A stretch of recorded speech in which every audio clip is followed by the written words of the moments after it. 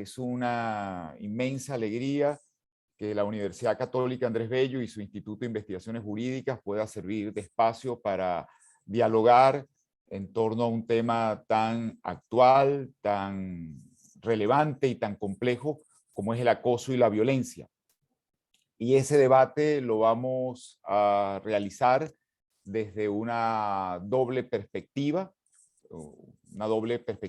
y una perspectiva también complementaria, de tal manera que en primer lugar vamos a escuchar a Andrea Franconi, quien es abogada egresada de la prestigiosa Universidad de Buenos Aires, donde también ha ejercido la docencia como profesora de Derecho del Trabajo y actualmente se desenvuelve en el Centro Internacional de Formación de la Organización Internacional del Trabajo. Nos acompaña hoy desde Turín y ella nos va a exponer los aspectos básicos, esenciales del convenio 190 de la Organización Internacional del Trabajo sobre la violencia y el acoso en el mundo del trabajo.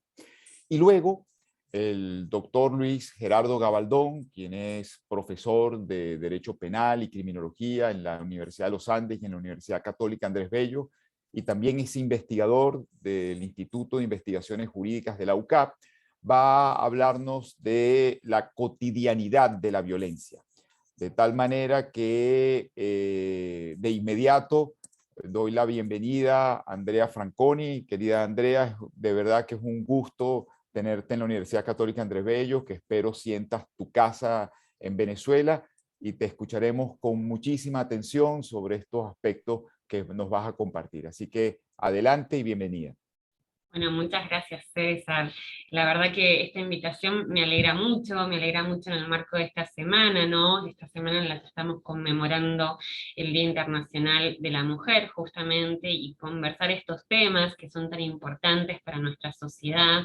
Sabemos justamente el impacto, ¿no?, que tiene específicamente las situaciones de violencia y acoso sobre las mujeres y también sobre los colectivos que se identifican como tales. Entonces, nosotros celebramos que ustedes tengan este tipo de iniciativas desde la universidad para que se incorporen en la agenda, ¿no?, que estos contenidos sean conversados, y este es un gran paso. Entonces nosotros agradecer esta invitación y celebrarla también, ¿no?, de que justamente podamos tener la oportunidad de charlar al respecto.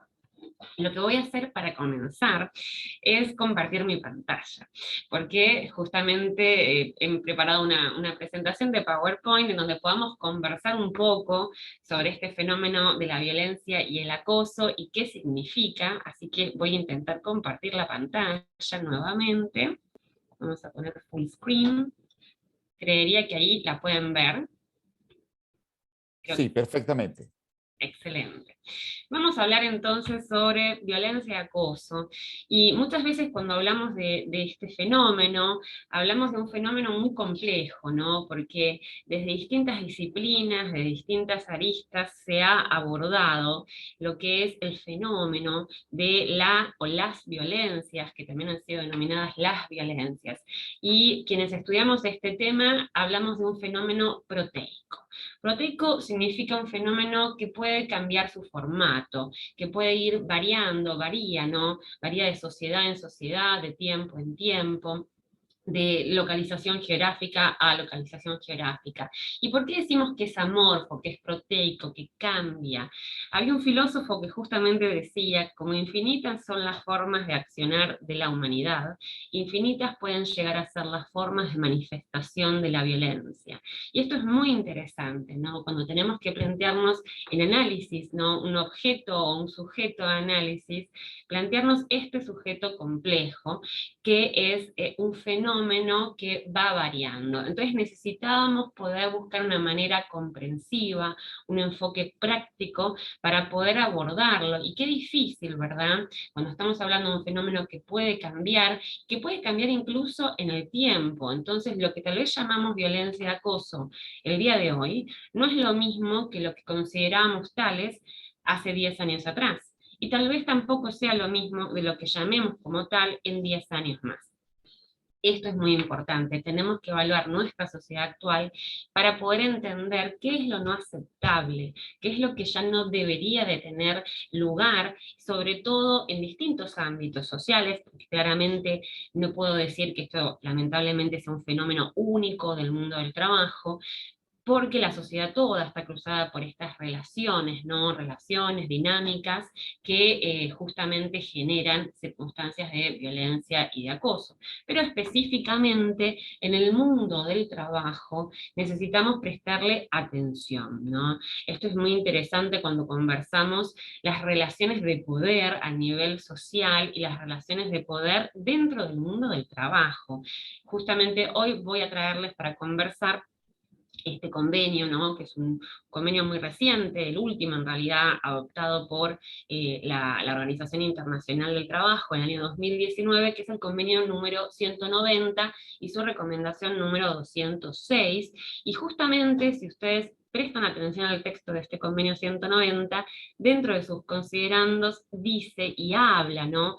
Habla de analizar lo que en inglés llaman the underlying causes, que es las causas subyacentes a la violencia y el acoso. Y esto lo conversaba el día de ayer en otra reunión que tuvimos, de poder entender este fenómeno, entenderlo, si hacemos una analogía incluso con una enfermedad, en donde se manifiestan síntomas, y entendemos que la violencia y el acoso son esos síntomas, ¿no? Pero en realidad, si no atendemos la causa de la patología, la raíz de la patología, si no vemos, como en la OIT, en el decir de la OIT, las causas subyacentes. Causas subyacentes para la OIT tienen que ver con las dinámicas sociales, las relaciones entre los sujetos sociales, los estereotipos, los sesgos que pueden tener que ver con el género, por ejemplo, como estadísticamente nos están revelando, ¿no? Las cifras que recibimos. Nos están hablando también de relaciones desequilibradas de poder.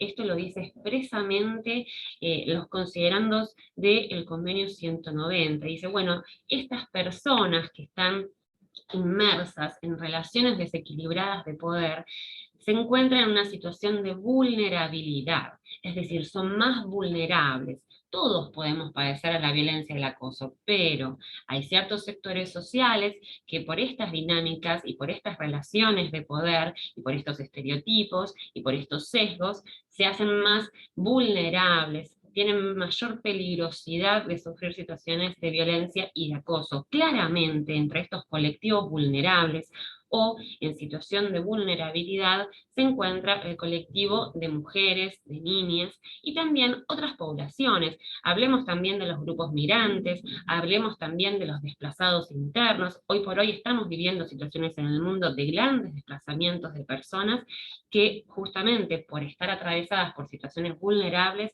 se hacen más peligrosas la potencialidad de sufrir alguna de estas patologías, ¿no?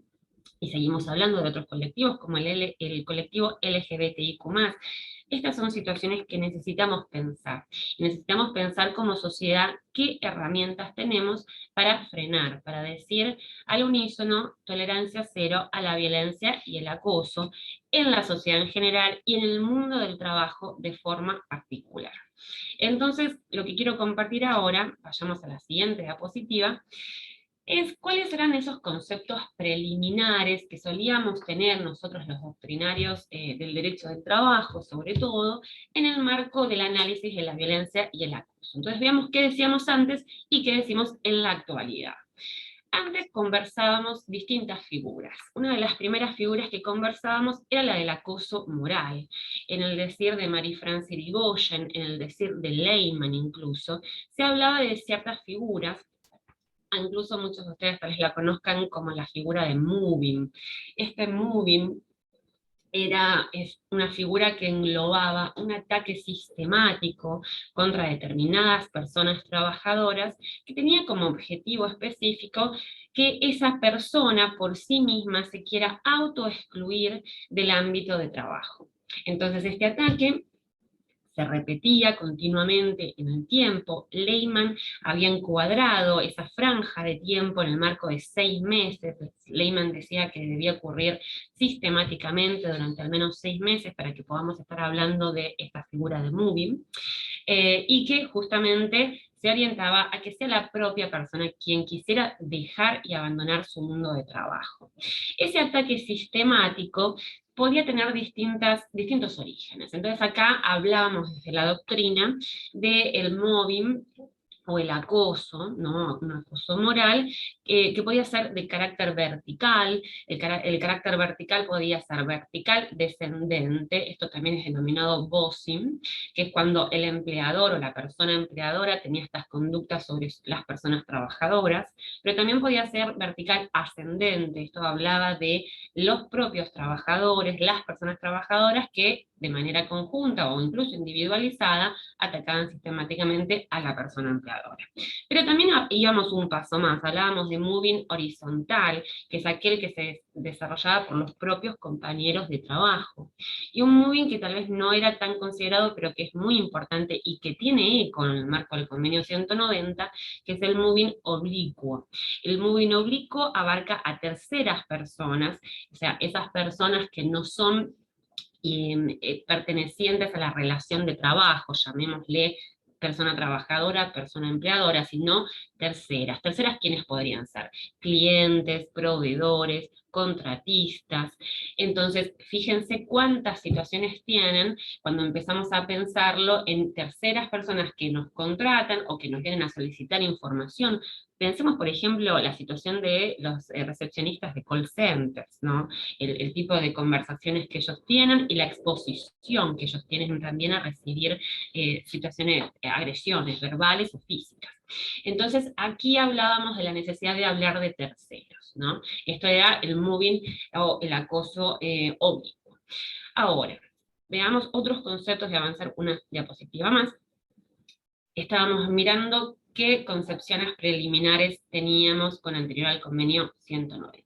Más allá de la violencia o del acoso moral, hablábamos también de la violencia de género como un marco diferenciado. Y en esto teníamos herramientas internacionales que nos eran de ayuda para empezar a definir qué es o qué era la violencia de género. Claramente, un instrumento muy importante es la Convención para la Eliminación de todas formas de discriminación contra la mujer, la querida CEDAW, y esta CEDAW incluía un comité que se dedicaba a analizar situaciones específicas. En el marco de ese comité se celebró la recomendación número 19 y el comité declaró una primer fórmula para identificar lo que es la violencia de género y la denominó como aquella que se ejerce contra la mujer porque es mujer o bien que la afecta de manera desproporcionada. ¿Y por qué traigo esta fórmula? Me dirán. Bueno, quiero que recuerden esta fórmula porque ahora dentro de unos minutos vamos a entrar al convenio 190 y quiero que ustedes vean cuáles son los orígenes de las fórmulas que son utilizadas actualmente en convenio 190. Esta fórmula de redacción no legislativa, por así decirlo, es la misma utilizada en convenio 190, pero de forma restrictiva. Ahora les voy a contar en un rato de qué manera amplía esta fórmula convenio 190. Bien, entonces esto tenemos una primera fórmula de comunicación sobre qué era la violencia de género y otros instrumentos internacionales importantes. Los podíamos encontrar en el convenio del Consejo de Europa, que también es llamado el convenio de Estambul, y obviamente la convención Belén do Pará, más conocida en nuestra región, es la convención interamericana para prevenir, sancionar y erradicar la violencia contra la mujer, que incluye consideraciones específicas de la violencia ejercida en el ámbito del trabajo, ¿no? Entonces, estos instrumentos ya estaban haciendo un camino en el tratamiento de la violencia en términos generales contra la mujer y luego algunos términos específicos sobre la violencia en el trabajo. Sigamos un poco más. Otra área de estudio la teníamos en relación a lo que llamamos la violencia sexual y al acoso sexual como especie dentro de este género de la violencia sexual. Entonces, cuando hablamos de violencia sexual, distintos doctrinarios hablaban de una violencia que reúne muchas características incluso de otros tipos de violencia, ¿no? De violencia física, de violencia psicológica, que incluye distintos tipos de comportamientos. Esos comportamientos abarcaban los simples gestos, comentarios, entre comillas, bromas, ¿no? La broma que no es tal, el gesto o el toque, un pequeño toque que en realidad ese pequeño toque no era deseado. Y creo que acá estas dos palabras que acabo de decir son las más importantes, ¿no? Porque muchas veces se cuestiona y se dice, bueno, ¿cuál es el límite? Esto no, yo no quería, no tuve la intención, para mí era una broma. Pero el objetivo es entender que esas conductas de índole sexual no eran deseadas por la persona destinataria. Y cuando una conducta no es deseada por la persona destinataria, entonces tenemos que entender que esto no debería de ocurrir, que esto no es tolerado, esto no es flirteo, como dicen en Estados Unidos, ¿no? Esto es violencia sexual. Y dentro de este marco de violencia sexual, de conductas no deseadas, encontrábamos un tipo que es una especie dentro de este género, ¿no? Y acá teníamos una buena herramienta. En ese entonces recuerden que no existía convenio 190, cuando llega uno de estos casos de acoso sexual al comité de expertos sobre convenios y recomendaciones de la OIT, el comité de expertos se pronunció en dos oportunidades, en el año 2002 y en el año 2008, con una opinión a través de la cual encuadró al acoso sexual en lo existente en ese entonces, que no estaba el convenio 190 todavía vigente, ni en preparación en realidad en esos años, pero lo que sí existía en ese entonces era el convenio número 111. El convenio 111 de la OIT habla sobre la no discriminación, el principio de no discriminación, y entiende que existen 7 campos discriminatorios. Dentro de esos 7 campos existe la discriminación basada en el sexo. Entonces, lo que hizo el comité fue considerar que el acoso sexual es una forma agravada de discriminación basada en el sexo. Eso fue los primeros indicios que nos daba el comité de expertos en este sentido, y desde la doctrina se desarrolló, también en base a estas consideraciones, dos fórmulas, ¿no?, para describir qué metodología, qué formato podía adoptar el acoso sexual. Entonces hablábamos de estas dos figuras, ¿no? Una primera figura tenía que ver con el llamado quid pro quo. El quid pro quo es el chantaje sexual, es cuando se requiere para acceder al trabajo, para avanzar en el trabajo o bajo la amenaza de perder el trabajo, ciertos favores sexuales. Esto ocurre mucho, lamentablemente, en las personas que se encuentran en búsqueda de trabajo. Entonces, sobre todo las mujeres, ¿no?, que van a entrevistas, hemos tenido muchos casos desafortunados. El fenómeno de Harvey Weinstein en Estados Unidos da cuenta de esta situación y da cuenta de las potencialidades de sufrir un quid pro quo por las mujeres que se encuentran vulnerables, ¿no? Sobre todo en ciertos espacios, en el caso de Harvey Weinstein y el fenómeno de Harvey Weinstein, que da lugar luego al Me Too, nos habla del mundo del trabajo de actores y actrices, ¿no? Pero esto es una figura por eso muy interesante, y la traigo porque estábamos hablando de la etapa previa, la suscripción de un contrato de trabajo, y esto también generaba las dudas sobre el encuadre normativo y las consecuencias. Convenio 190 también trabaja sobre esto, también ahora lo voy a retomar, pero digamos que esta figura era importante que estuviera encuadrada. La otra figura del acoso sexual desarrollada por la doctrina es lo que llamamos el ambiente de trabajo hostil. Entorno hostil es un entorno cargado de comentarios, de manifestaciones, incluso de imágenes, en donde existen distintos tipos de violencia. Hablamos de comentarios continuos, de distribución de imágenes, inclusive de distribución de videos, o de ciertas conversaciones que continuamente involucran este tipo de comportamientos. El entorno hostil también fue trabajado desde la jurisprudencia en muchas oportunidades. Y claro, lo elemental era ver cómo se puede acreditar un entorno de trabajo hostil. Claramente este es el mayor dilema que existe, al menos desde los tribunales, porque recabar los testimonios implica también una potencial exposición de esas personas a la pérdida de sus trabajos, y esto hace que no puedan ser totalmente libres de expresarse. Pero ese entorno hostil requería justamente que se pudiera demostrar que el ambiente de trabajo en sí mismo era peligroso, era violento, que era cotidiano, y esto mucho tiene que ver con la naturalización de ciertas conductas, porque cuando se naturalizan conductas que en realidad son violencia, que en realidad son acoso, es cuando se genera una cultura organizacional de permisión de la violencia y el acoso. Entonces es moneda corriente que en el ambiente de trabajo ocurran comentarios, ocurran situaciones, ocurran propuestas, y que nadie diga esto no es aceptable. Entonces, fíjense cómo todo se une con todo, y se une con esta firme manifestación de tolerancia cero a la violencia y al acoso en el mundo del trabajo, que es el eslogan que estamos teniendo desde la OIT a partir de la sanción del convenio 190, ¿no?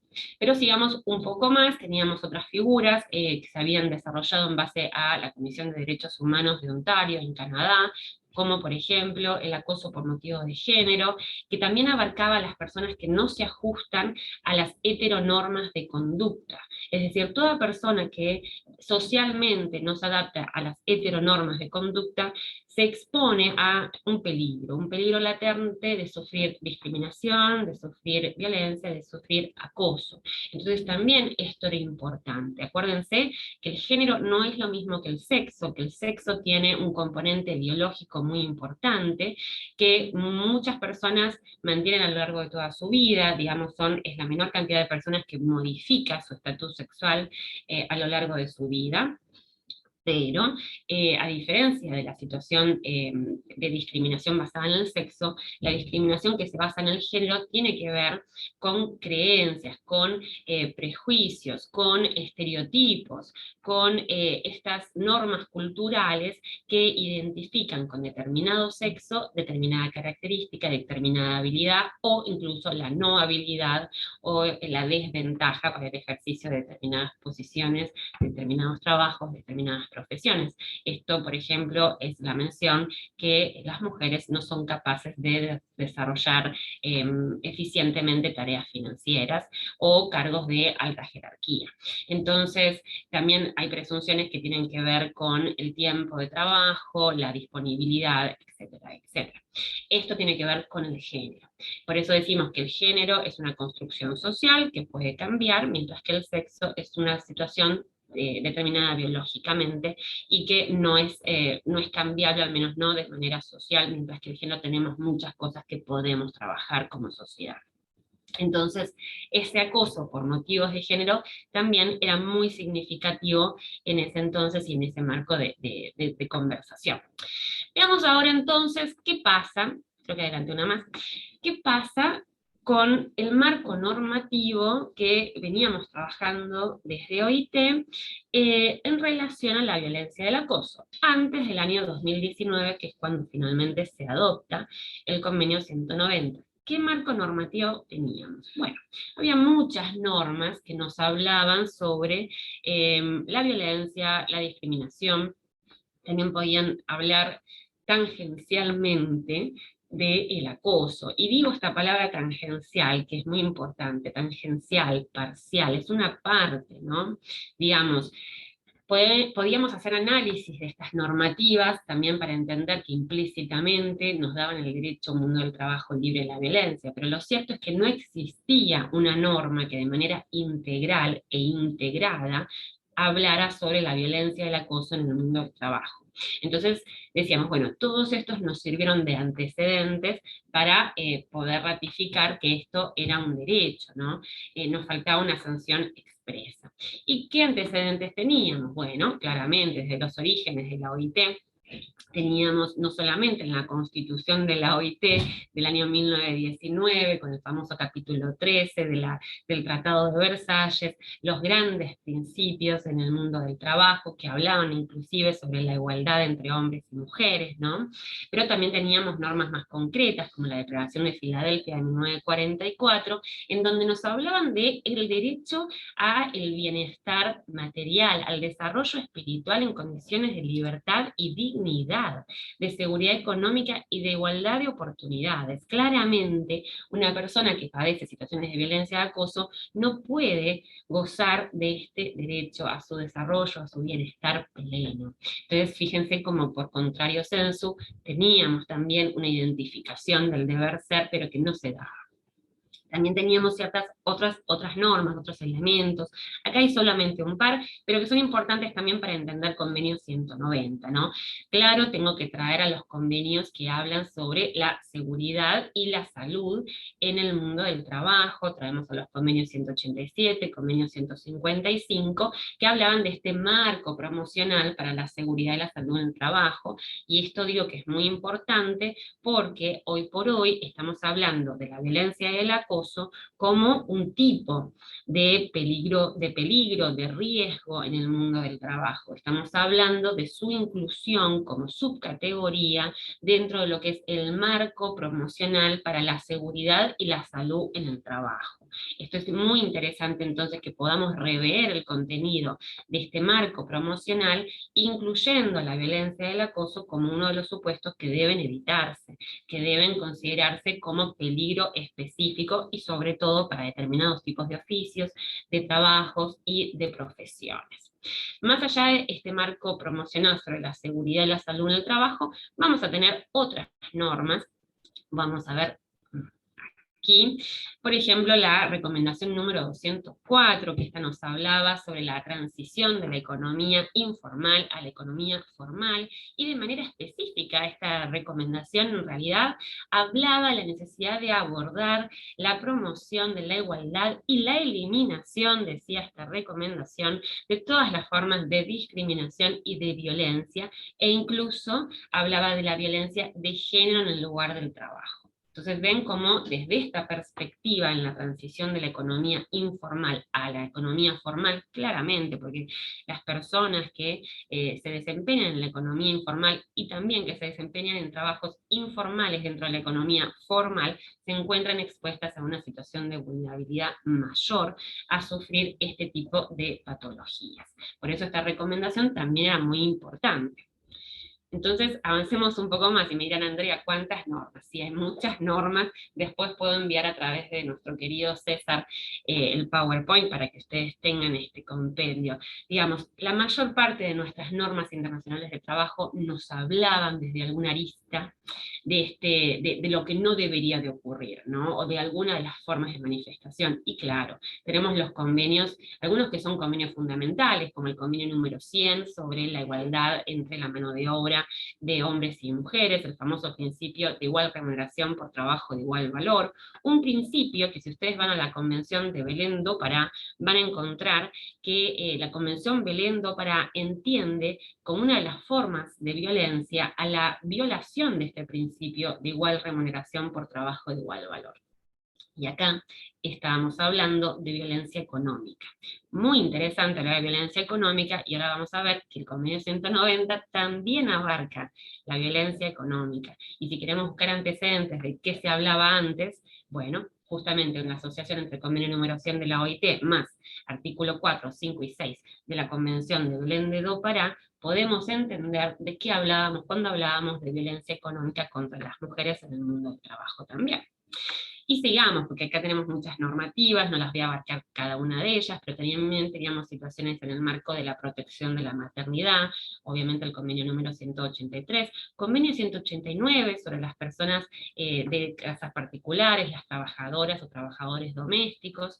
Fíjense que en las situaciones de aislamiento, en las situaciones en donde no hay terceras partes, en donde no hay sindicatos, en donde no hay representantes, en donde no hay un inspector de trabajo que pueda acceder a verificar las condiciones de trabajo, existe una mayor exposición a sufrir este tipo de situaciones, ¿no? Entonces, trabajar en una casa ajena y que no es una organización en sí misma, ¿no? Que no es una empresa, que no está abierta a otros, también implica un mayor riesgo, un mayor peligro. Lo mismo pasa con las personas en situaciones de aislamiento. Esto es para generar más factores de riesgo, por así decirlo. Obviamente vamos a hablar de recomendaciones que prohibían la discriminación por padecer enfermedades como el VIH, también como la diabetes. Teníamos distintas situaciones allí contempladas. Estos son distintos disparadores que podrían generar situaciones de violencia, ¿no? Violencia de acoso en el mundo del trabajo. Pero finalmente llegamos a el convenio 190, la recomendación número 206, y empecemos a analizarlo un poco. ¿Por qué este convenio es tan importante? Es importante porque ya desde su preámbulo tiene menciones muy importantes que nos identifican la jerarquía de los derechos contemplados, de los derechos protegidos. Y fíjense que el primer considerando, que es el considerando número sexto, lo primero que dice es, reconociendo el derecho de toda persona a un mundo del trabajo libre de la violencia y el acoso. Aunque parezca difícil de creer, hasta el año 2019 no existía un instrumento internacional que expresamente dijera esto, que tenemos el derecho a un mundo del trabajo donde no tengamos que armarnos de una fortaleza especial, donde no tengamos que tener miedo por ir a trabajar, por miedo a sufrir situaciones de violencia o situaciones de acoso. Esto ahora existe en el considerando número 6 del convenio 190. Y luego vamos al considerando número 7, porque el considerando número 7 nos habla de algo muy importante. ¿Qué jerarquía le otorgamos a estos derechos? Y esto tuvimos un largo debate, yo me acuerdo levantar mi cartel, ¿no? En ese entonces era representante de Argentina, en la conferencia que se celebró en Ginebra, para hablar cuál es la jerarquía normativa de los derechos en juego, cuando hay una situación de violencia y acoso. Luego de un largo debate llegamos a este enunciado. Y el enunciado dice específicamente que se reconoce que la violencia y el acoso en el mundo del trabajo puede constituir una violación o un abuso de derechos humanos. Finalmente le estamos dando la jerarquía de derecho humano a esta preservación de la integridad física, psicológica, emocional, económica y sexual de las personas en el mundo del trabajo. Y lo estamos diciendo específicamente, estamos diciendo que si sufre violencia, que si sufre acoso, esto constituye una violación de los derechos humanos. Y entonces no queda ahí, porque inclusive retomamos una consideración de lo que es el trabajo decente, o sea, ¿qué es el trabajo decente en la agenda de las Naciones Unidas, en la agenda de la OIT? Tenemos una larga historia de desarrollo de lo que es el trabajo decente, pero entender que el trabajo decente es un trabajo que no comprende situaciones de violencia y acoso, y entender que esto es incompatible con justamente este estándar que estamos planteando, era relevante que fuera receptado. Entonces el considerando número 7 lo dice expresamente.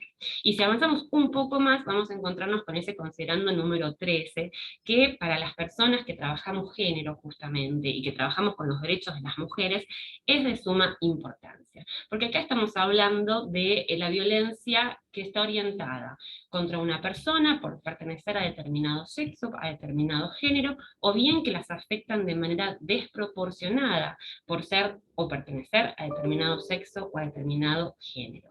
Y este considerando, digo que es muy importante, porque es aquí en donde habla de lo que les mencioné ya anteriormente, esto que son las underlying causes para la violencia y el acoso, es decir, las causas subyacentes de la violencia y el acoso. Nos dice, bueno, tenemos que entender y reconocer que estas situaciones las afectan a las mujeres, a las niñas de manera desproporcionada.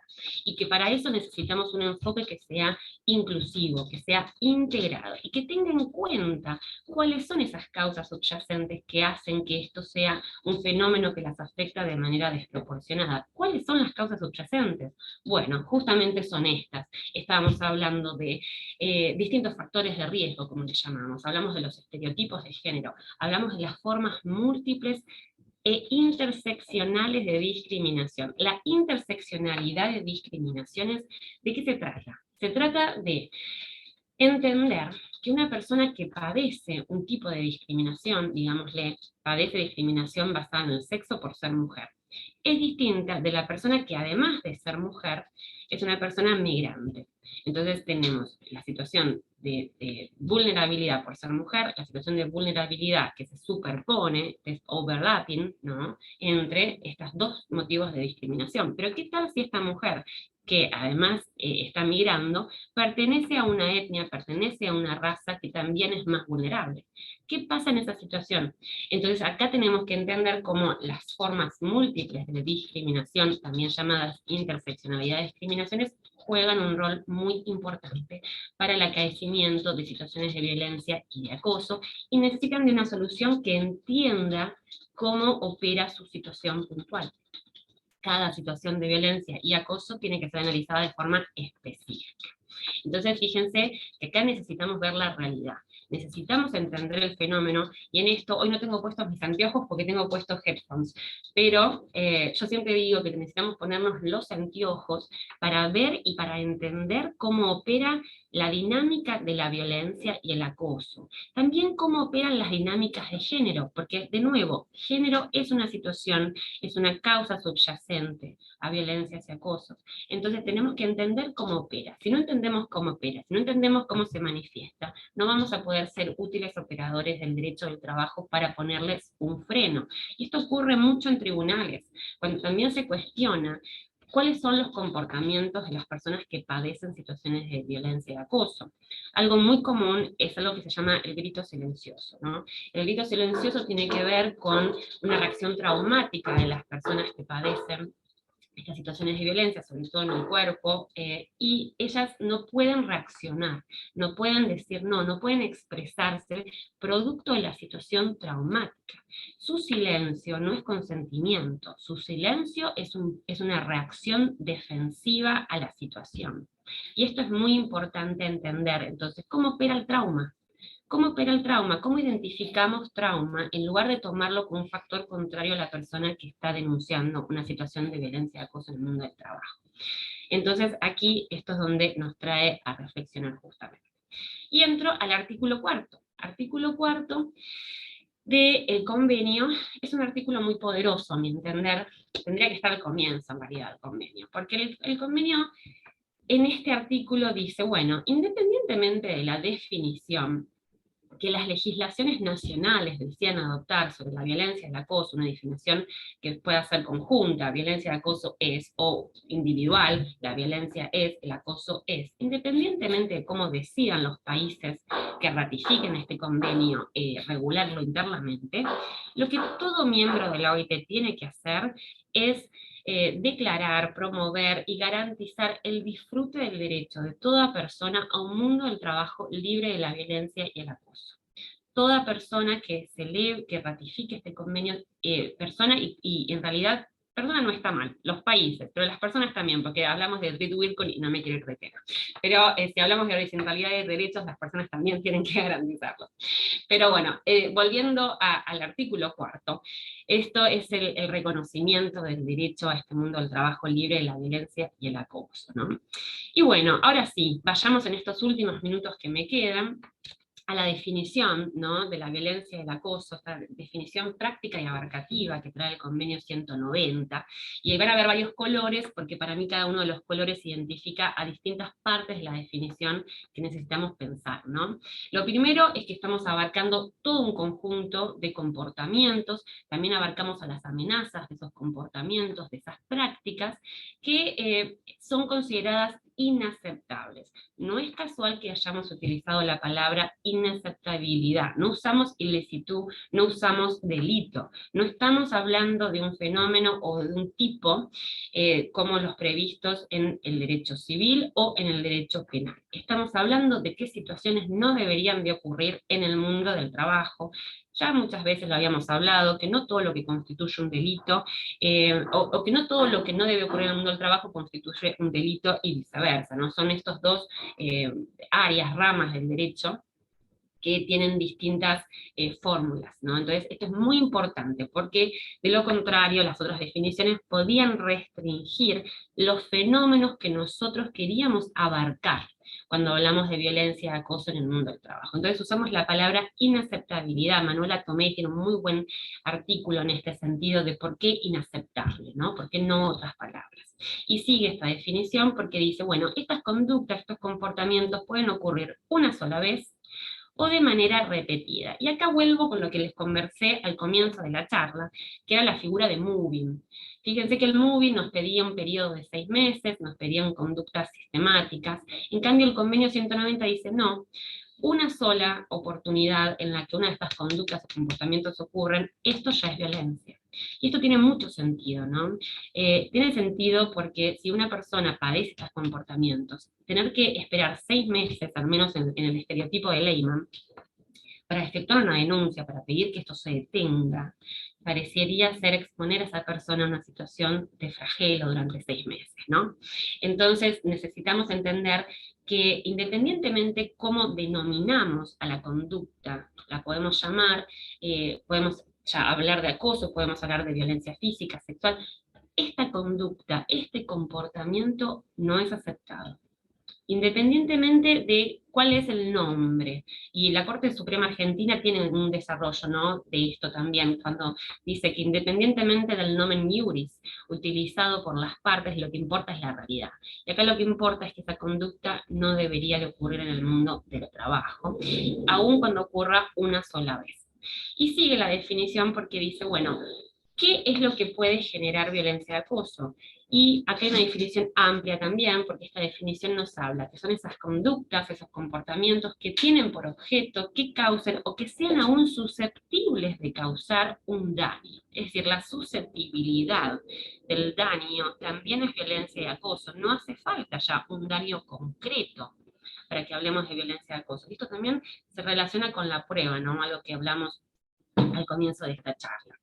Y cuando hablamos entonces de la susceptibilidad de daños, el convenio 190 nos abarca distintos tipos de daños, como van a ver, abarca el daño físico, daño psicológico, daño sexual, y aquí la figura que les traía antes relacionada con la Convención de Belém do Pará, y el daño económico, la violación inclusive de lo que el convenio número 100 de la OIT habla de violación al principio de igual remuneración por trabajo de igual valor.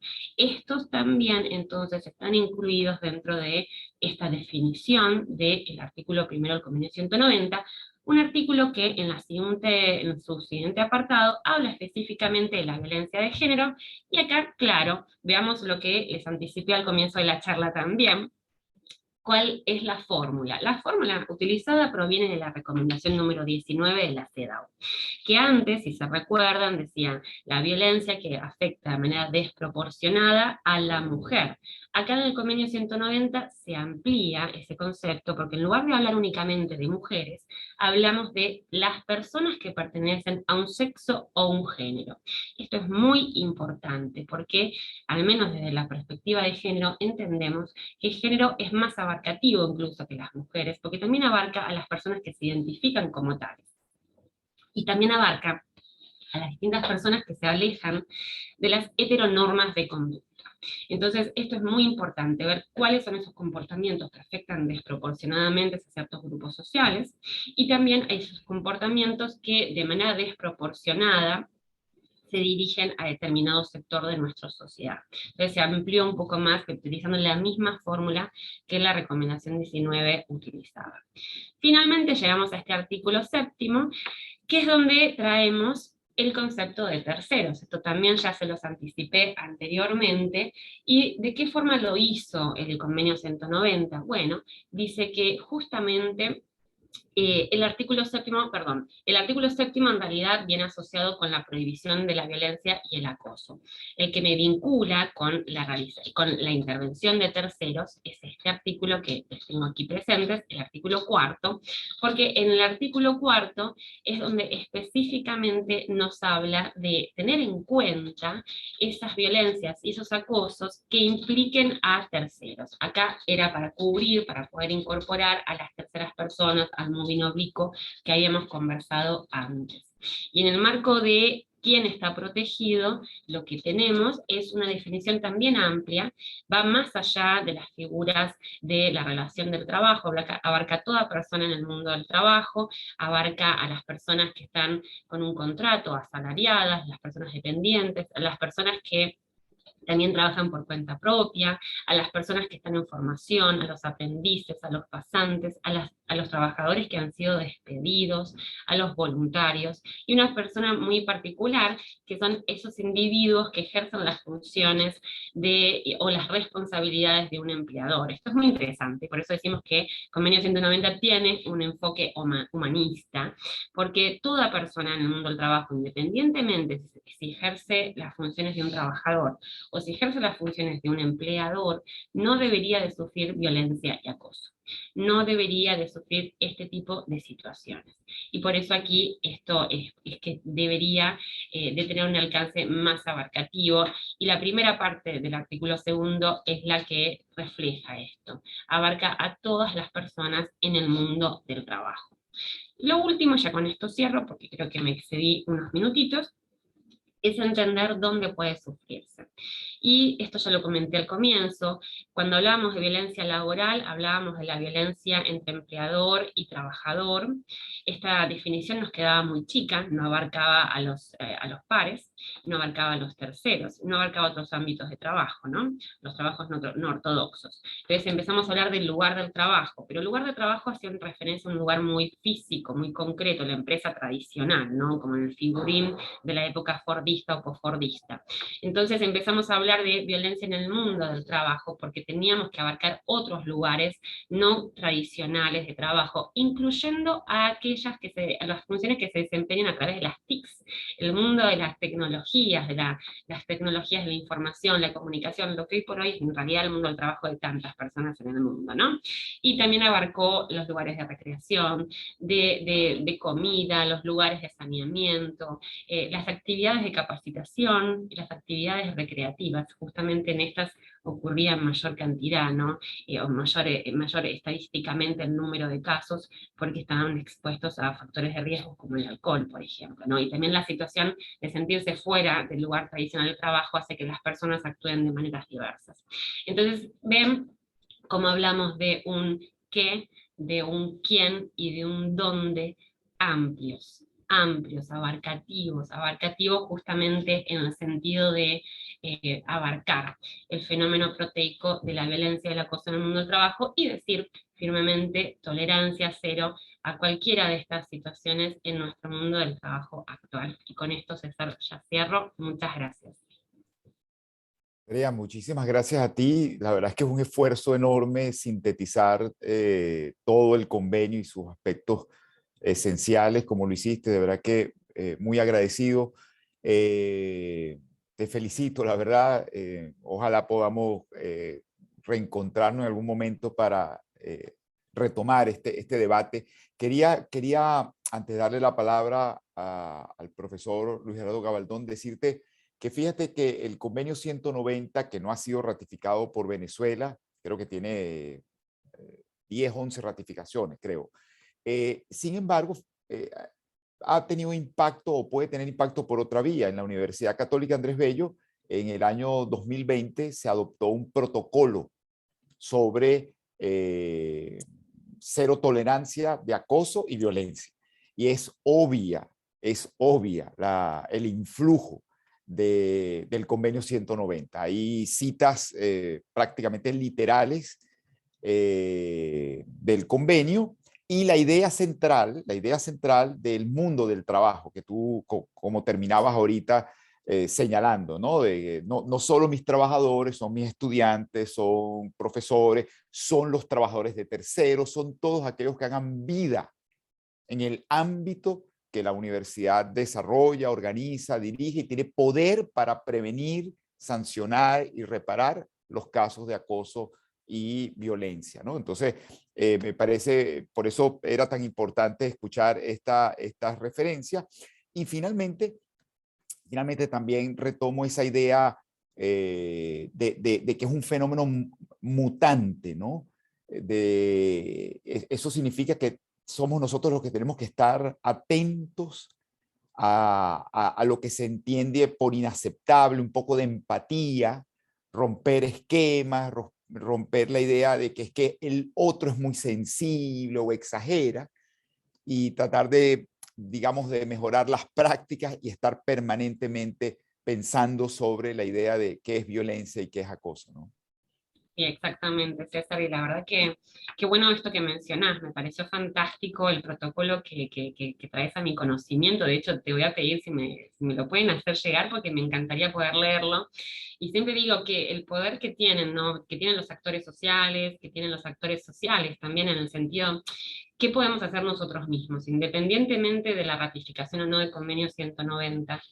Es la posibilidad de implementarlo a través de acuerdos colectivos, las famosas negociaciones, a través de las conversaciones dentro de los comités de trabajo, comités de seguridad y salud. Creo que este protocolo habla justamente de eso y me parece maravilloso que ya lo están aplicando de manera concreta, así que me va a encantar poder darle una leída, César. Te lo enviaré de inmediato. Mil gracias, Andrea, por acompañarnos. Sé que sabemos que tienes otras actividades, así que un fuerte abrazo. Ojalá nos reencontremos muy pronto y te hago llegar el protocolo, ¿sí? Muchas gracias. Me voy a quedar con las ganas de poder escucharlo a Luis Gerardo, pero espero que esto esté grabado y me hagan llegar también la grabación para poder escucharlo. Nosotros acá siempre tenemos compromisos, pero me va a encantar poder saber un poco más desde la perspectiva de Luis Gerardo, así que seguramente va a ser una brillante exposición. Así te lo haré llegar también. Un fuerte abrazo, Andrea. Muchas gracias, César. Un saludo a todos los hermanos de Venezuela. Muchas gracias. Bueno, ahora, después de haber escuchado a Andrea Franconi, esta aproximación a la violencia y el acoso en el mundo del trabajo, ahora doy la palabra, doy paso, además de darle un fuerte abrazo al profesor Luis Gerardo Gabaldón, al doctor Gabaldón, miembro del Instituto de Investigaciones Jurídicas, con el tema de la cotidianidad de la violencia, de tal manera que me parece que encaja perfectamente y va a ser una aproximación muy interesante que ojalá luego podamos hacer algunos comentarios al final si el tiempo nos los permite. Luis Gerardo, mil gracias por aceptar esta invitación. Te escuchamos con muchísima atención. Un abrazo.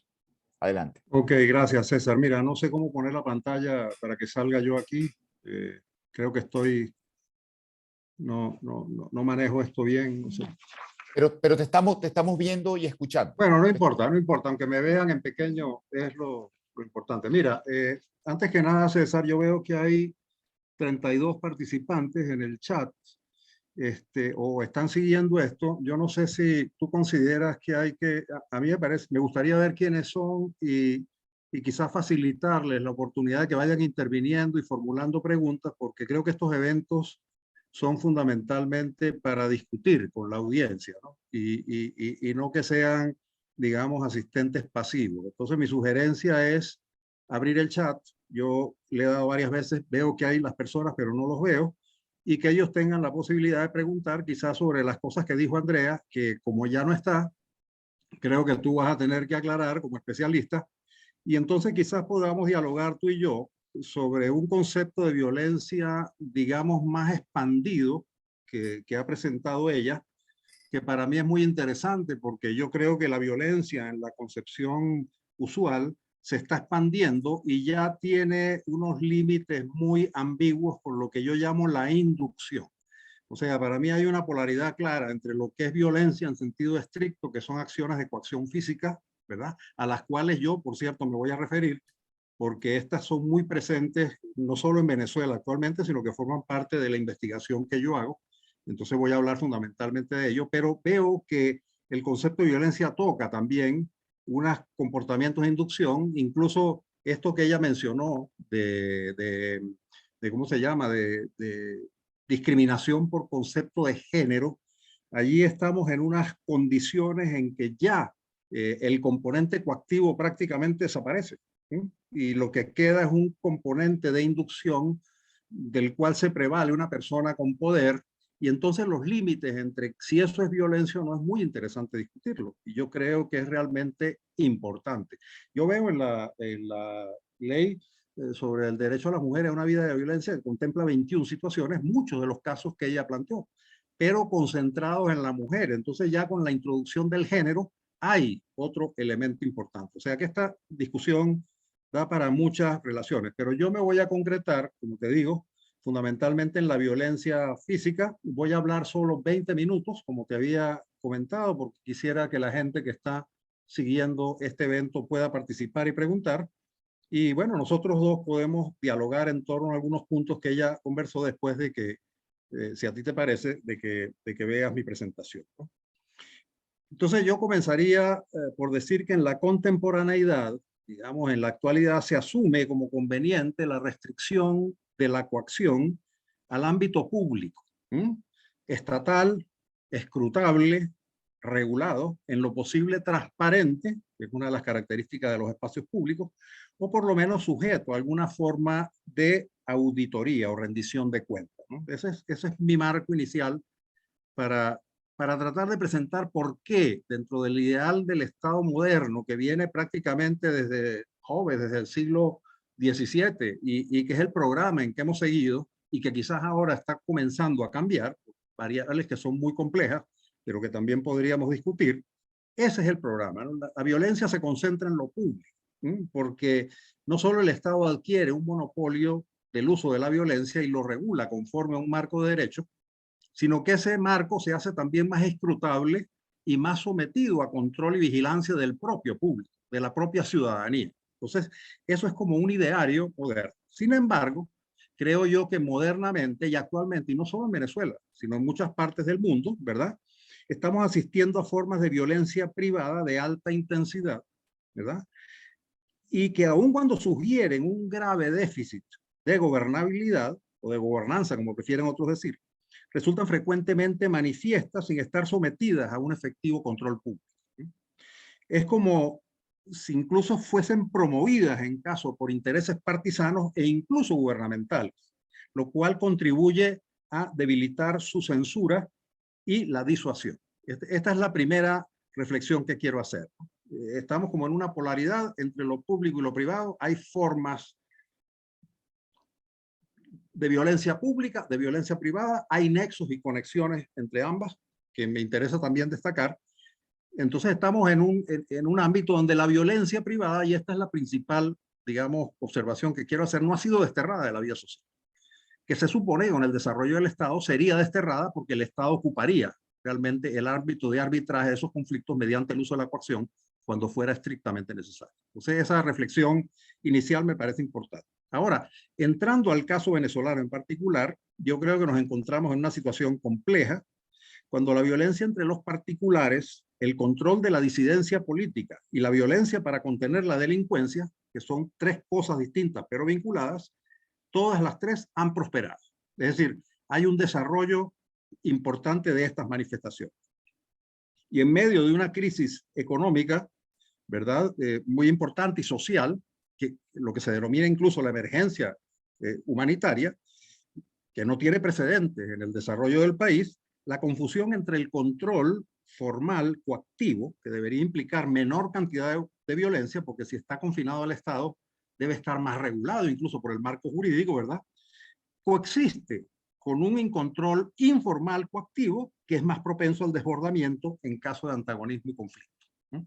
Entonces tenemos estos dos elementos, digamos, como compitiendo, o estas dos manifestaciones compitiendo y tratando de ver cuál ocupa un espacio.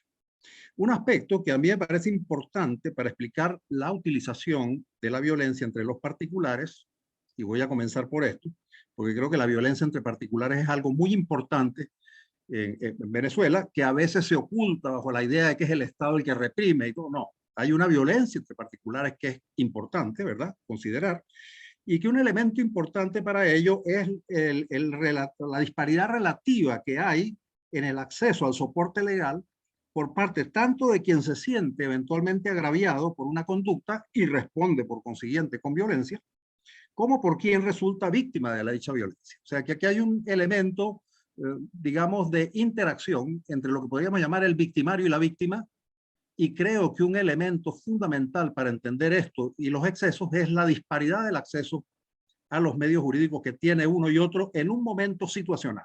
O sea, eso no ni siquiera representa una condición estructural fija, no puede representar una coyuntura o una situación en que ese desbalance se produce y podría ayudar a explicar el desencadenamiento de la violencia y la intensidad de la misma violencia, ¿no? Entonces, eso.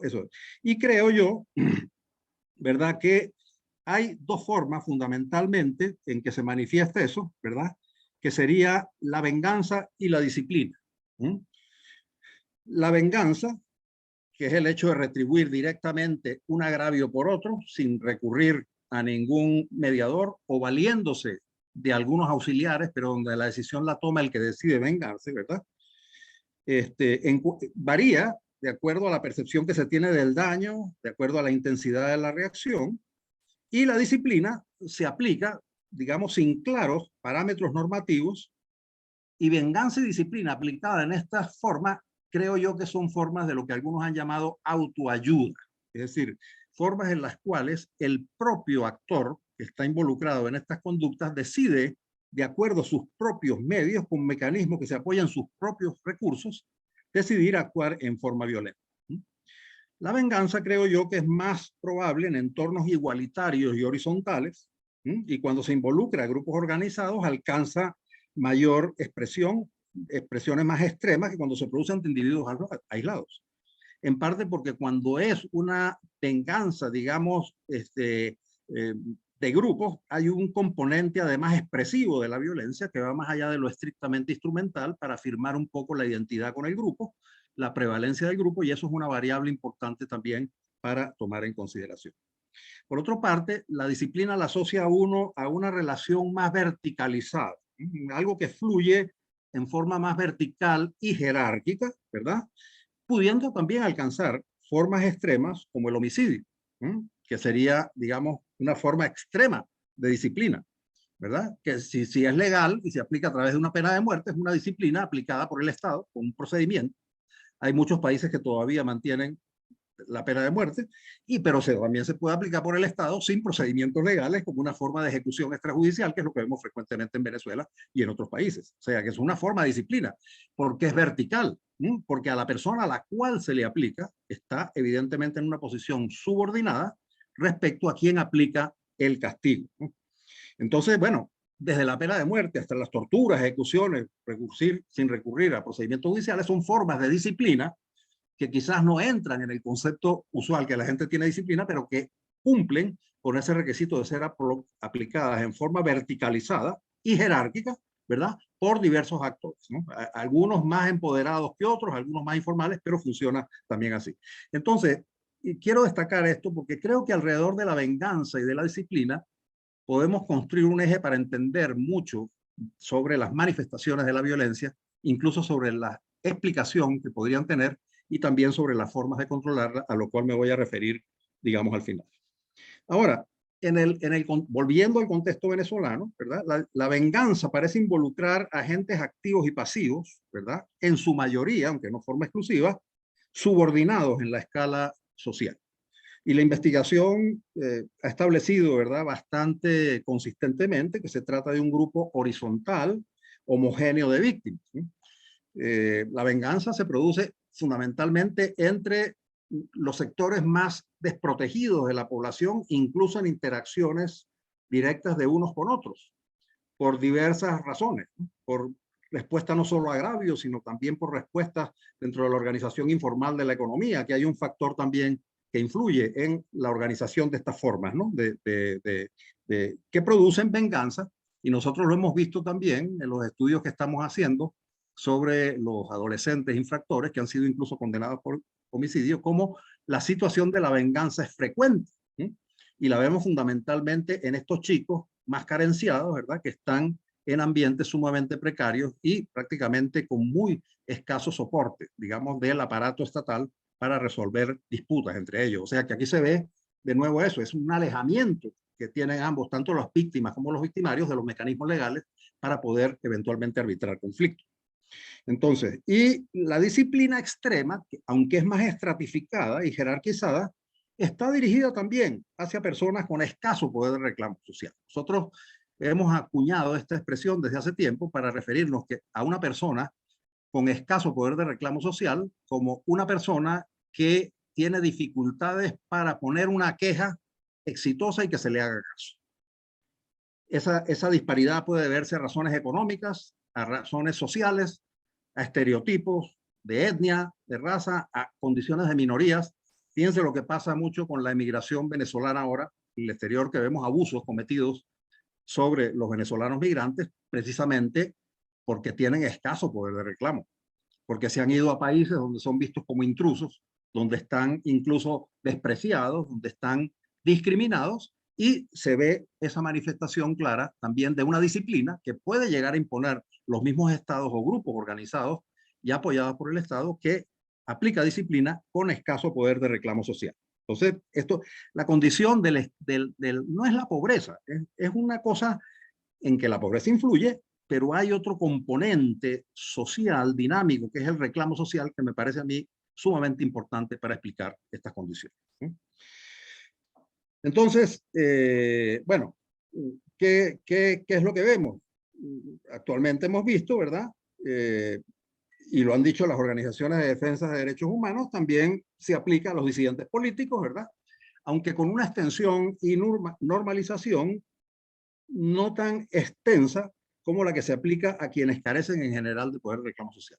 ¿Y por qué esto? Porque incluso en casos de disidencia política, las víctimas de la violencia estatal tienen más poder de reclamo social que las personas que pertenecen a los grupos más depauperados y más marginados de la sociedad. Entonces, el componente del reclamo social es evidente. Incluso uno lo ve en los informes de la Misión de Observación Independiente de Venezuela, los casos que documenta fundamentalmente esa misión y que identifica son personas que sufrieron violencia por parte del Estado, pero pertenecen a grupos, a segmentos o a personas que tenían poder de reclamo social, que llegaron a proponer y lograron un interés en esos casos. Mientras que el grueso de la población que ha sido maltratada, ¿verdad? Incluso en forma disciplinaria por el mismo Estado, forma parte de una denuncia genérica que no se llega a identificar y donde incluso el propio proceso para obtener indemnizaciones va a ser sumamente difícil, precisamente porque aparte de que carecen de poder de reclamo social, no están organizados y además hay un estigma moral sobre las personas como delincuentes o desviados que no tienen los disidentes políticos, que los disidentes políticos no tienen ese estigma ni llevan ese estigma consigo. Entonces, me parece que esto es también muy importante para entender, digamos, las manifestaciones y la extensión de la violencia. Porque muchas personas piensan, yo lo veo en el discurso cotidiano, que la violencia se ha acentuado en los últimos 2 o 3 años, o digamos desde el 14, incluso desde el 17, porque la investigación de la Corte y todo arranca prácticamente el 17, cuando aumenta, digamos, la represión de la disidencia política y el grueso de la violencia jerárquica, incluso aplicada por el Estado en Venezuela.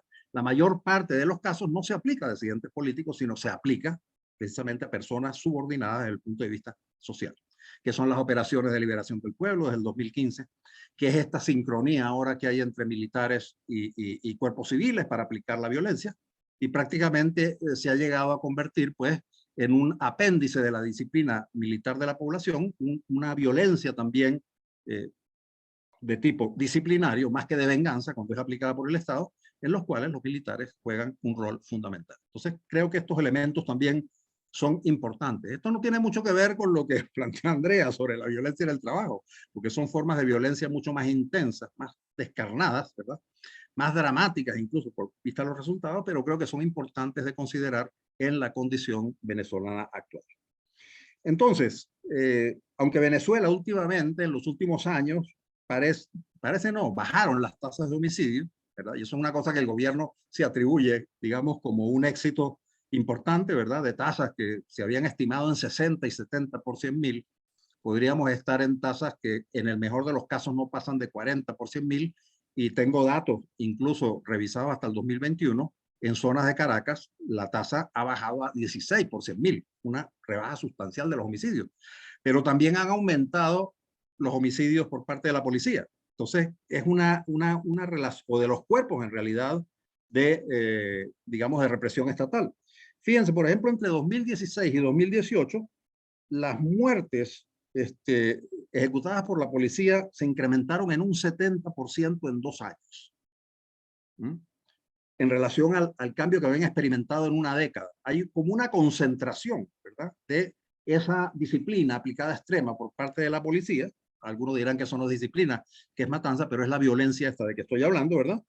Y en 2021 todavía las muertes por la policía en las áreas de Caracas, probablemente también a nivel nacional, representan al menos la tercera parte de todos los homicidios. Entonces, fíjense, hay un desplazamiento de actores, más que un desplazamiento mismo de la violencia. Y muchas formas que, aunque no terminen en homicidios, siguen siendo extremadamente violentas y se siguen aplicando porque el indicador que usualmente se ha utilizado en criminología para medir la violencia es el homicidio, y ese es un indicador que es incompleto totalmente, ¿no? Y no puede ser el único para evaluar el fenómeno. Entonces, creo que todo esto podría reflejar una tendencia de movilidad entre actores directos de la violencia, aunque siguen operando conforme a los principios de la autoayuda, entre venganza y disciplina. Ambas modalidades, a mi modo de ver, se desarrollan dentro de la ilegalidad, procurando la disuasión y la neutralización extrema. Disuasión es la amenaza, el castigo, ¿verdad? Por lo que hago a otro, ya sabes lo que te puede pasar a ti, ¿verdad? Y la neutralización, cuando llega realmente a la supresión, digamos, de la persona. Incluso ahora se ha extendido ese término militar para hablar de una muerte de una persona como que la persona fue neutralizada, ¿no? Y lo vemos también en la guerra de Ucrania, ¿no? Es un lenguaje militar. Neutralicé un objetivo, ¿qué quiere decir? Que maté a una persona. Eso incluso muestra la presencia, digamos, del militarismo cotidiano en la vida venezolana, que hasta los términos para designar los homicidios han adquirido esta connotación que supuestamente pretende darles un carácter más puro desde el punto de vista moral, no hablar propiamente de lo que se refiere, sino como un acto para eliminar un enemigo. Es el mismo problema. No solo lo dice Rusia respecto a los de Ucrania, lo dicen también los militares aquí y lo dicen desde hace tiempo respecto a los delincuentes que matan en los operativos especiales, que fue neutralizado. Entonces, esto es también importante, ¿verdad? Pero el balance entonces entre el control legal, que sería el que aplica el Estado a través de los mecanismos jurídicos formales, y el ilegal, ¿verdad? Que aplican no solo individuos particulares, sino también los mismos órganos del Estado, porque cuando se comete una ejecución judicial, evidentemente, aunque eso sea aplicado por el Estado, es una forma de control informal, porque viola los protocolos y las propias reglas de derecho para aplicar la violencia. Entonces, esto creo yo que forma como un dilema o una tensión en una batalla indecisa que uno no sabe finalmente quién es el que toma preferencia, ¿no? Si el control propiamente formal del Estado o un control informal o informalizado en el cual hay, digamos, muchos actores involucrados y muchos colaborando también entre sí.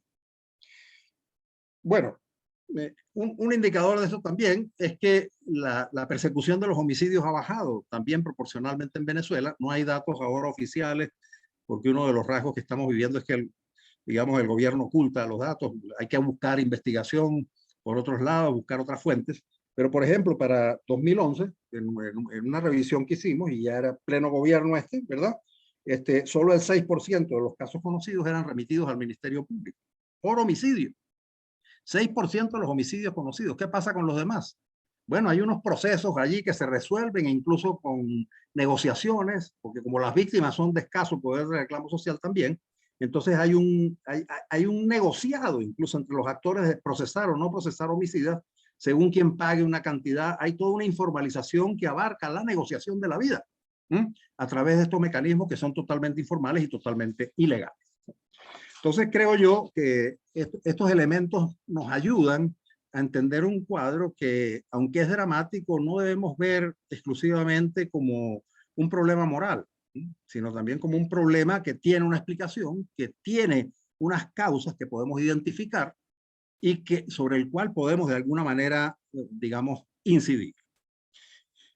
Para referirme un poco a las relaciones de trabajo, porque el tema central y tu especialidad es esa, y la conferencia estaba armada fundamentalmente sobre el acoso y la violencia en el medio laboral, aunque mi exposición no se refiere a esto, sí quiero hacer un comentario lateral también sobre las relaciones de trabajo, porque aunque estas relaciones están sometidas a reglas jurídicas en cuanto a reclamos y conflictos, y ahora, conforme a todo lo que dice esta señora Franconi, desde el punto de vista internacional, una reglamentación muy extensa para incluir formas de acoso, de disminución de las tensiones en las relaciones laborales. Aunque eso es así, esas relaciones tampoco están exentas de manifestaciones de violencia. Y en ello interviene el enfrentamiento actual en Venezuela de sindicatos polarizados y rivales, que se ha visto también, y también la ilegalidad y la informalidad que caracterizan a muchas de las actividades económicas actuales, ¿eh? Especialmente en el ramo de la minería, por ejemplo. Uno de los datos interesantes de la investigación en Venezuela es que el aumento de las tasas de homicidio en municipios periféricos a las grandes ciudades, donde tradicionalmente era que se concentraba la violencia, y fundamentalmente en el eje norte-centro costero del país, el área de Caracas y el área que lo rodea, los estados Vargas, Miranda, Aragua y Carabobo, bueno, se ha desplazado a sectores tanto en fronteras del país, en las fronteras con Colombia, en los distintos puntos de la frontera, y a zonas como la minería en el estado de Bolívar, que aunque no están directamente en contacto con la frontera, son zonas donde hay mucha violencia, debido precisamente a que hay una gran ilegalidad y desregulación de muchas actividades extractivas y comerciales, en las cuales también participan grupos armados que llegan a sustituir al Estado y sus agentes en el arbitraje y resolución de conflictos. Entonces aquí vemos también un componente organizacional que es complejo. Algunos dicen que en realidad la criminalidad organizada termina disminuyendo la violencia porque los grupos más poderosos controlan territorios y establecen una especie de monopolio, aunque sea paralelo al del Estado, para controlar la violencia, pero por lo pronto, mientras esos grupos están en competencia, aumenta la violencia, ¿verdad? Porque aumentan los conflictos, no hay lo que llamaríamos un actor hegemónico que domina y controla el panorama, entonces la violencia se incrementa notablemente. Y hay, como digo, también un factor simbólico o expresivo en la violencia. No es simplemente matar a una persona porque incumplió con un trato, ¿verdad? Porque constituye un problema para la comunidad, porque robaba, etcétera, sino para afirmar la propia identidad del grupo como el actor que tiene más poder para controlar. Eso se ve mucho también en México, con las luchas entre los clanes del narcotráfico y los enormes problemas que tuvo la política de Calderón en su época, cuando trató de eliminar a los grandes, digamos, grupos organizados para el tráfico de drogas, y lo que hizo fue multiplicar pequeños clanes que exacerbaron la violencia. Y todavía hoy se discute eso.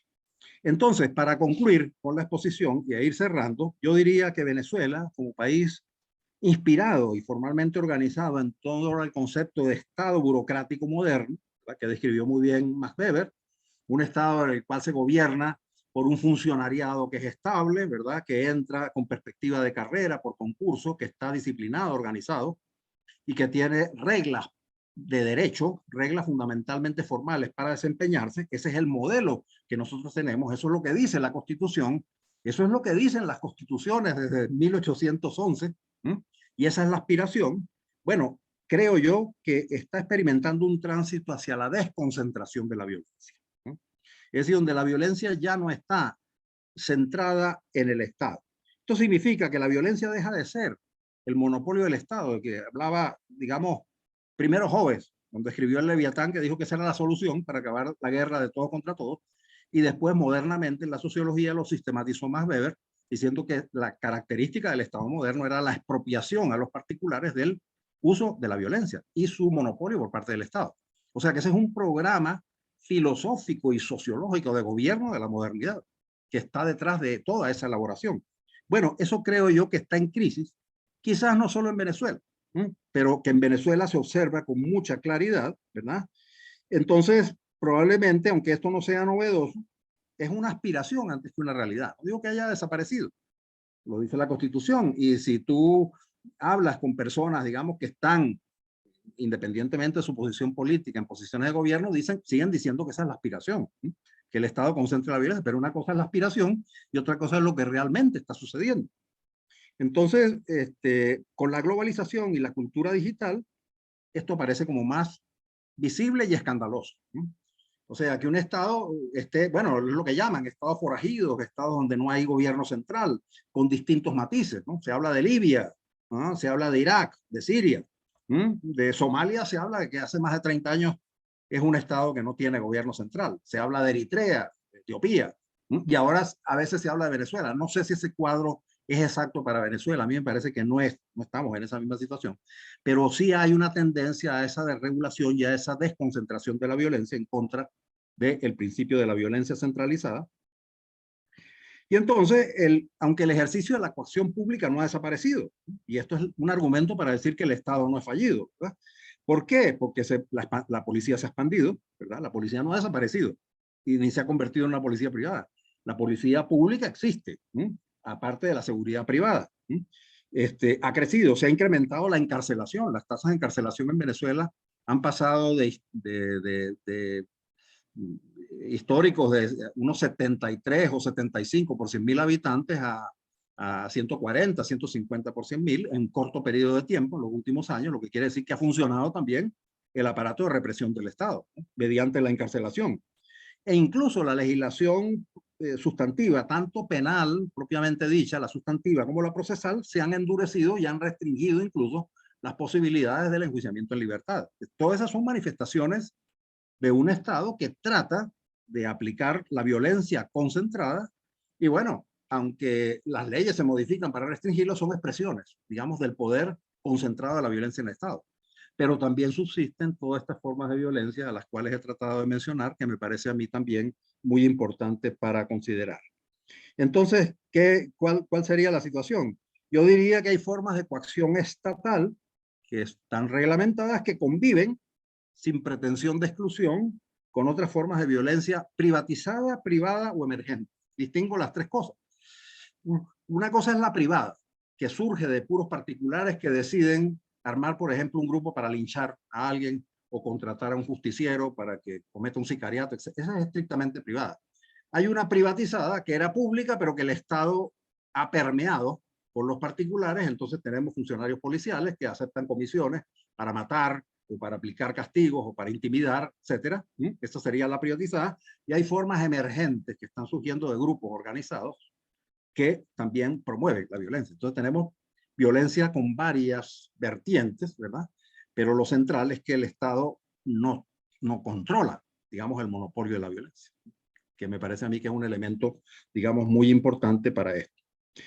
Y bueno, por esto digo yo, y con esto concluyo, que la reflexión sobre el modelo del Estado que se ha desarrollado y consolidado en América Latina, esto lo dije desde hace mucho tiempo, examinando, por ejemplo, los casos de Argentina y Brasil en la transición a la democracia, cuando en los años 80 cayeron las dictaduras militares, por lo menos el caso cayó también la de Chile, o sufrió una transición más tenue con Pinochet, que se quedó en el poder y solo hasta el año 90, ¿verdad? Fue que salió, etcétera, pero las de Argentina y Brasil, que muy simultáneamente, a fines de los 80, ¿verdad? Más bien a principios de los 80 y fines de los 70, cayeron, la tasa de homicidios aumentó inmediatamente después de que vino la democracia. ¿Cómo se explica eso? Que fuera más cruda la violencia homicida en los regímenes democráticos recién advenidos que en los regímenes dictatoriales, porque precisamente había una dispersión del control de la violencia y una desregulación. Eso es una cosa bien documentada, digamos, por varios autores que se han referido a eso. ¿Cuál sea la explicación? Bueno, es discutible cuál sea, pero como fenómeno está. Entonces, por eso digo yo que una reflexión sobre cómo se ha desarrollado y consolidado el Estado en América Latina y los matices que adoptan las distintas regiones y momentos, ¿verdad? Más allá de la distinción entre izquierda y derecha. Por ejemplo, yo creo que el chavismo acabó, digamos, empíricamente con la idea de que un régimen de izquierda era un régimen necesariamente humanista, ¿verdad? Y menos represivo de la población. Porque todos los datos hablan de que eso es así. Que se convirtió en un régimen prácticamente militar, que eso se veía venir ya. ¿Quién era el líder que venía de ahí? Un líder que cambió el modelo beberiano de ¿cómo se llama?, de dominio burocrático por dominio carismático, que eso también tiene una explicación, incluso en el campo de la teoría sociológica, pero evidentemente eso no es, como lo hicieron los gobiernos de extrema derecha en Centroamérica, también en los años 70 y 80, como lo hicieron los gobiernos derechistas cuando hicieron desapariciones en Argentina. No hemos llegado a eso, ¿verdad? Porque la desaparición es una desaparición más bien por corto tiempo, ¿no? Y eso lo reconocen incluso los informes, desaparición temporal de personas, que se sustraen progresivamente al control y la tutela judicial. Para mí, tratar eso como una desaparición, como la que hacían los argentinos y los brasileños, no es razonable compararlo, pero en todo caso hay unas formas de extrema represión militarizada que no tienen que ver con el supuesto izquierdismo del gobierno ni con supuesto la sociedad humanista que dicen defender. Entonces, por eso creo que es importante. Y tampoco es una cosa de progresismo, tradicionalismo. Incluso más, yo creo que estamos viendo con la globalización algunas cosas muy preocupantes que sugieren pensar que la propia centralidad del Estado para la aplicación de la violencia está en entredicho, incluso a nivel planetario. Fíjate lo que sucede con las compañías privadas de seguridad y lo que está pasando ahora en Rusia, ¿no? Que Rusia dijo, si me mandan contratistas, ¿no?, de seguridad que tienen sus propios soldados armados y todo, yo no los voy a reconocer como prisioneros de guerra. Es una advertencia para decir, no me manden esa gente porque ustedes se arriesgan a que yo los trate como quiera porque no tienen la inmunidad de las convenciones de Ginebra, ¿verdad? Porque no son soldados de un Estado, ¿no? Y eso está extendido. La guerra de Irak, la segunda guerra de Irak se hizo básicamente con ese tipo de contratistas. Entonces eso se ha extendido, incluso por parte de muchos países que aparecen, digamos, como paradigmas y paladines del Estado de Derecho, que subcontratan para no exponer a sus propios soldados. Entonces se desarrolla lo que sería auténticamente unas milicias privatizadas, sumamente armadas y entrenadas, ¿verdad?, que desafían la idea tradicional de que la violencia la ejerce solo el Estado, porque hay como un subcontrato. Por eso creo yo que hay muchos temas, digamos, para reflexionar. Esto que he hecho yo es solo una introducción para darle un enfoque quizás criminológico, muy distinto, por supuesto, al que hizo Andrea, que es una cosa más localizada en torno a las relaciones de trabajo, pero que me parece importante para entender un poco las manifestaciones de lo que yo llamo la cotidianidad de la violencia. Y ahora entiendes quizás por qué le di ese título a la exposición, porque es algo que nos toca cotidianamente a todos, independientemente del lugar y el sitio de trabajo donde nos desempeñamos. Bueno, gracias por la atención. Oh, gracias a ti, Luis Gerardo. Muy interesante todo. Si me permite, me gustaría pedirte unos comentarios, ¿no? Me pareció muy interesante esa referencia a la violencia pública, la violencia privada, la idea de ese desequilibrio que puede existir en el soporte legal o el poder de reclamo, que explicaría también algunos recursos a la violencia, y la idea de venganza y disciplina, ¿no? Sobre eso, lo primero que te pediría que nos comente, entiendo que la violencia pública podría ejercer influencia sobre el modo que los privados también entienden la violencia. Es decir, podría haber un modelaje dependiendo de cómo desde lo público entienden la violencia, si se expande, tendería también los privados a copiar modelos o entender que la violencia se extiende o no necesariamente ocurre así. Podría haber concepciones distintas de lo que es la violencia desde lo público y lo privado. Sí, mira, ese es un punto interesante porque uno estaría tentado a pensar de que en la medida en que la violencia pública es más efectiva, se hace menos necesaria la privada, independientemente de la intensidad. Porque asumir que la gente copia modelos de violencia pública muy desarrollada es difícil para mí pensarlo, ¿verdad? Porque no sabría identificar claramente cuál es el mensaje. Cuando uno ve violencia del Estado, uno debe pensar, bueno, el Estado es poderoso, tiene las armas, él copa el espacio, yo no tengo que preocuparme de eso. Que es un poco el argumento también quizás para fomentar formas extralegales de violencia por parte del Estado. No está bien, hay actores, pero nosotros les vamos a dar con todo. Eso creo que es lo que está pasando ahora en la frontera de Apure, ¿verdad? Con la sobrereacción del ejército, frente a los actos de la FARC, sobre todo cuando mataron 8 soldados venezolanos que ya les dijeron un momentico hasta aquí. Se metieron con los coroticos del pesebre, como decíamos antes, ¿no? ¿Ah? Usted me ataca a mis soldados, me los mata y hay problemas de minas y todo, un momentico. Hasta aquí es predecible incluso un recrudecimiento de la violencia estatal que se está haciendo, incluso fíjate qué interesante, con asociación de grupos también ilegales, porque hay como una táctica alianza con el ELN, que es un grupo disidente que está en lucha con la FARC en este momento, y el Estado parece, por los indicios que hay, de asociarse, al menos coyunturalmente, con un actor violento para mejor combatir a otro y liquidarlo. Fíjate, eso muestra la enorme permeabilidad que hay. Pero decir que, por ejemplo, el ELN se copió de los actos de violencia del Estado venezolano para aprender, no. Ellos son los más violentos y han desarrollado eso en Colombia desde mucho tiempo antes, ¿verdad?, de que hubiera estas expresiones aquí en Venezuela. Entonces creo yo que puede haber, por un lado, esta coalición de actores, cuando el Estado siente que no los puede combatir directamente, que crea un poco lo que era también las zonas de paz en las áreas urbanas, que le salió muy mal al gobierno y finalmente tuvo que abandonar eso.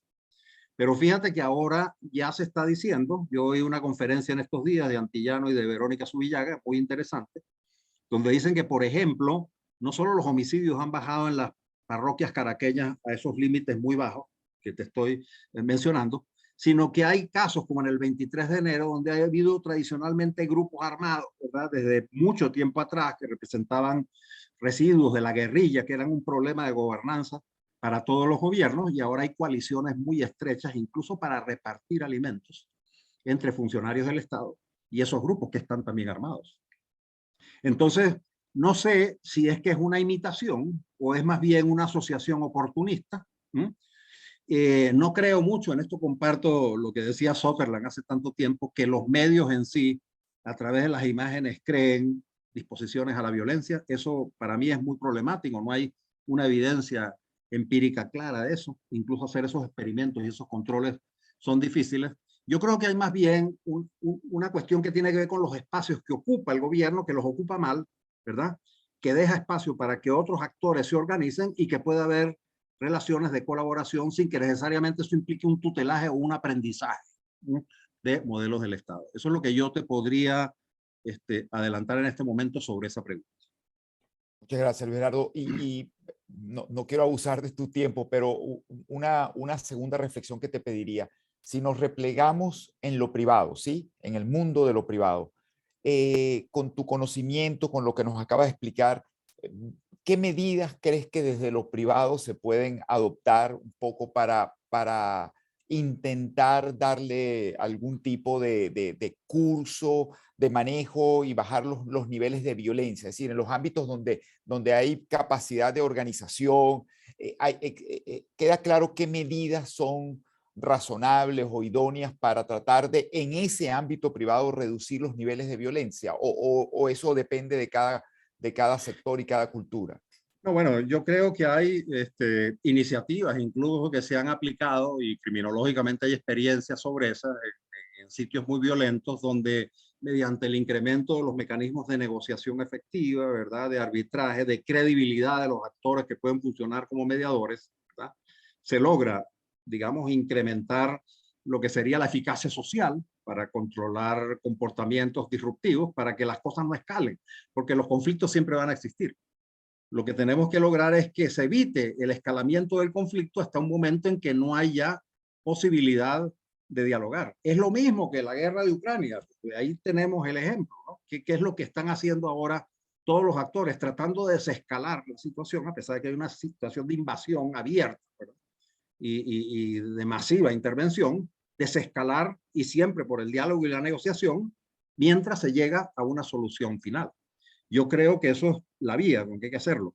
Y creo que incluso entre particulares eso valdría la pena, y tu pregunta es muy interesante, fomentarlo, y se podría hacer con más facilidad que quizás diciéndole a los agentes gubernamentales lo que hay que hacer, porque allá hay otras motivaciones que van por lo político, que van por la polarización, que van también por la propia, digamos, autonomía organizacional de las policías y mucho más de los militares. Los militares prácticamente no van a admitir que nadie les diga cómo tienen que comportarse, porque ellos están convencidos de que ellos lo saben hacer y que esa es la forma. Para mí han pervertido a las policías, incluso metiéndolas en ese modelo militarizado, cuando toda la reforma policial está orientada a darle un carácter civil a la policía, que utilizara justamente mecanismos de mediación, de negociación, para lograr un acatamiento, digamos, voluntario de la población. Incluso se dice que el uso de la violencia desde el punto de vista estratégico es inconveniente y aún táctico, porque en la medida en que se incrementa el umbral de la violencia, sube también el umbral de aceptabilidad de la violencia por parte de la población, y se crea un círculo vicioso que retroalimenta eso. O sea que esas matanzas, ¿verdad?, esas entradas a los barrios para matar gente y las ejecuciones extrajudiciales terminan perjudicando a la policía, porque los mismos destinatarios de esa violencia se convierten después en vengadores, y la policía no logra, digamos, mediante la amenaza de la fuerza, en vez de su utilización real, lograr el efecto que procura. Entonces, incluso creo yo, pero claro, decirle al Estado que actúe con negociación es como más complicado, porque siempre hay la idea que se mantiene que ellos representan la fuerza y que la fuerza debe ser acatada. Y hay un discurso confuso, por eso digo que la distinción entre derecha e izquierda es una distinción falsa, ¿verdad? Porque falsa, bueno, no sé si falsa es la palabra, es una distinción simplista, ¿no? Porque tú supones que unas personas de orientación de izquierda son de alguna manera como más humanistas, más igualitarias, pero la igualdad, ¿verdad? Puede fomentar el igualitarismo, como vemos aquí con la venganza, formas de justicia privada que son también muy severas. Entonces yo diría que sí, hay que trabajar y a nivel quizás de los privados y de las organizaciones en formas para incrementar el sentido de la negociación, el sentido de las concesiones mutuas, el sentido de que hay medios alternativos de resolución de conflictos. Todo lo que se haga en esa materia me parece muy conveniente y creo que quizás es más fácil hacerlo, comenzando por organizaciones privadas, sobre todo unas que tengan, digamos, vocación de servicio, porque hablar propiamente de las empresas, bueno, la empresa si tiene amenazada la producción va a contratar a alguien para que acabe con los robos, lo que sea, eso es más difícil verlo así, pero instituciones como la Universidad Católica, por ejemplo, que tiene esa vocación social tan importante, o en general organizaciones privadas de tipo fundacional, que no tienen en la mira realmente la polarización y que pueden intervenir como elementos de acercamiento y de equilibrio, creo que pueden indudablemente contribuir. Pero es un trabajo, no es fácil, pues, no es una receta sencilla y además, otra cosa que sería muy importante es cómo evalúas esos trabajos en el tiempo, esas intervenciones, porque el problema de la evaluación es fundamental. Si tú no has planificado algo, ni te has puesto indicadores para medir los efectos, ni has controlado las variables exógenas que pueden incidir en el programa que estás aplicando, entonces la evaluación puede ser una cosa opinática, una cosa que te parece a ti, pero que no está sustentada en los datos. Entonces todo el diseño, digamos, de implementación de esos programas requiere tiempo, concurso de voluntades y sobre todo mecanismos de seguimiento y evaluación. Y lamentablemente en Venezuela, pues nuestra cultura es un poco refractaria a eso de la evaluación y el seguimiento, por variables que es quizás complejo discutir en este momento. Gerardo, mil gracias. De verdad que me pareció muy interesante esta visión de, como tú mismo dijiste, de una perspectiva de la violencia extrema, pero que creo que vale la pena darnos cuenta del contexto. Es decir, que todo esto que hablamos de evitar la violencia dentro de las empresas está en un contexto país que tiene las características que tú acabas de señalar y que no podemos dejar de tomar en consideración como un gran reto, ¿no? Así que de mi parte, solo agradecerte haber aceptado esta invitación y, bueno, agradecerte, de verdad, sinceramente esos conceptos que me parece que son muy ilustrativos. Agradecer también a las personas que nos acompañaron y que ojalá podamos muy pronto estar retomando estos encuentros y estos debates que son muy enriquecedores. Un fuerte Bueno, abrazo, gracias a ti Gerardo. por la invitación y a toda la audiencia un gran saludo. Chao pues. Hasta luego. Seguro. Chao.